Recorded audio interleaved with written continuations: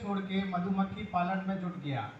उस समय मेरे को कंपनी द्वारा, प्राइवेट सेक्टर में मैं था, तो कंपनी द्वारा मेरे को 5.5 लाख का सालाना मिल रहा था और मैं जॉब कर रहा था। लेकिन मेरे को कुछ खेती के बारे में करना था, कुछ अपने जो परंपरागत खेती है उसके बारे में कुछ ऐसा करना था कि मैं अपने किसान भाइयों को इस क्षेत्र में लेके आऊँ।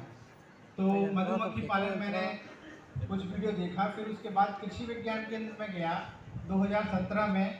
और कृषि विज्ञान केंद्र में पहले से मधु निष्कासन जो यंत्र लगा, मधु निष्कासन जो मशीन लगी थी वो 2014 से लगी थी।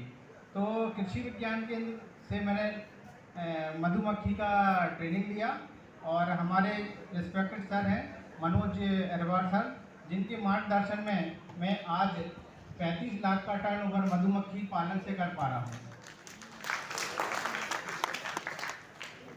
सबसे पहले मैंने 50 बक्से से मधुमक्खी पालन स्टार्ट किया। 50 बक्से में मेरा 25 बक्से गर्मी के टाइम पे मेरी कुछ गलतियों के कारण मर गए। लेकिन सर के मार्गदर्शन में मैंने अपना मनोबल नहीं खोया और सर ने बोला कि नहीं कोई बात नहीं, आप और स्टार्ट करो, हम आपके साथ हैं, जो गलतियां आपने की थी उसको सुधारो और इसको आगे बढ़ाते हैं। उस समय मेरा 25 बक्से से ज़्यादा नहीं, 200 किलो शहद निकला था। 200 किलो शहद जब निकला तो मेरा वहीं के मार्केट में सेल हो गया था। नेक्स्ट ईयर मैंने बक्से 100 बक्से बढ़ाए, उसी फिर से कुछ गवर्नमेंट का हमें अनुदान मिला, जिसमें 40% मेरे को सब्सिडी मिली। और मैं बहुत बहुत धन्यवाद रहूँगा गवर्नमेंट का, एमपी गवर्नमेंट का, जो आर्थिक रूप से मेरे को गवर्नमेंट ने मेरे को इसके लिए कैपेबल रहा।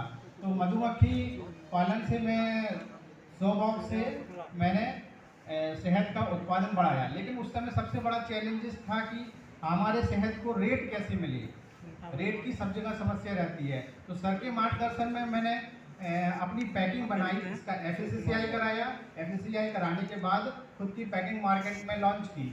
आज की डेट में मेरा शहद MP के बहुत सी जगहों पर जा रहा है, जो कि बुंदेली हनी के नाम से रजिस्टर्ड है। बुंदेली हनी इसलिए क्योंकि बुंदेलखंड रीजन का मैंने नाम दिया है और उसका नाम दिया है बुंदेली हनी। तो बुंदेलखंड की पहचान बने और मेरा ब्रांड इसके साथ मैं कुछ शॉर्ट में आपको बता दूं कि मधुमक्खी पालन में क्या क्या चीज़ें उपयोगी होती हैं। सबसे पहले मधुमक्खी का एक बॉक्स रहता है, 2x1.5 का रहता है। इसके अलावा मधुमक्खी पालन में ये टोपी रहती है जिसको वीवेल बोलते हैं। ये जब अपन मधुमक्खी को निकालते, जब शहद को निकालते हैं तो इस तरह से टोपी लगा लेते हैं ताकि मधुमक्खी अपने चेहरे पे ना काटे। इसके अलावा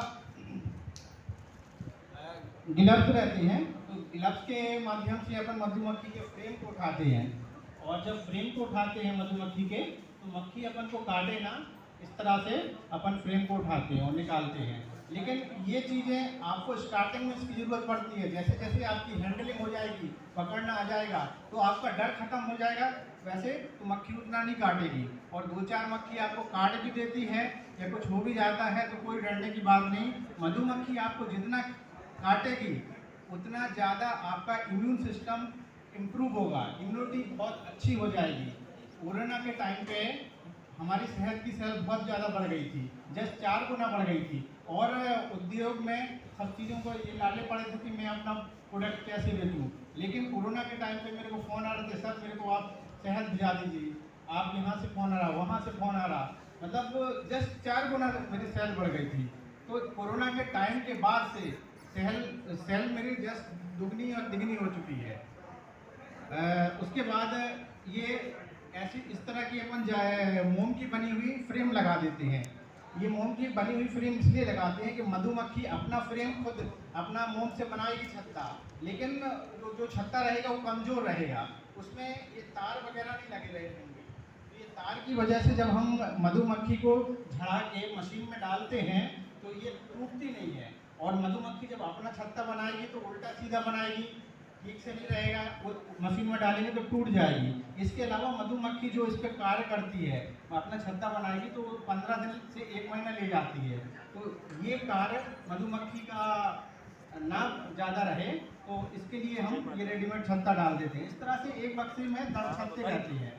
इस पे अपन ये छत्ते पे डालेंगे, जब मक्खी रहेगी तो इसको ड्रॉ कर देगी, इसको फुला देगी और इसमें अपने अंडे वगैरह देना शुरू कर देगी। जितनी नई सीट रहती है मक्खी उतना अच्छा कार्य करती है। जैसे सीट पुरानी हो जाती है तो मक्खी थोड़ा कार्य कम करती है। इसके अलावा धुआं करने के लिए ये स्मोकर है। मक्खी क्या होती है कि जब पहले मधुमक्खी पालन करते हैं तो मक्खी से डर लगता है, तो उसको इस तरह से धुआं कर दें। धुआं करने से मक्खी की जो एक्टिविटी है थोड़ा कम हो जाती है।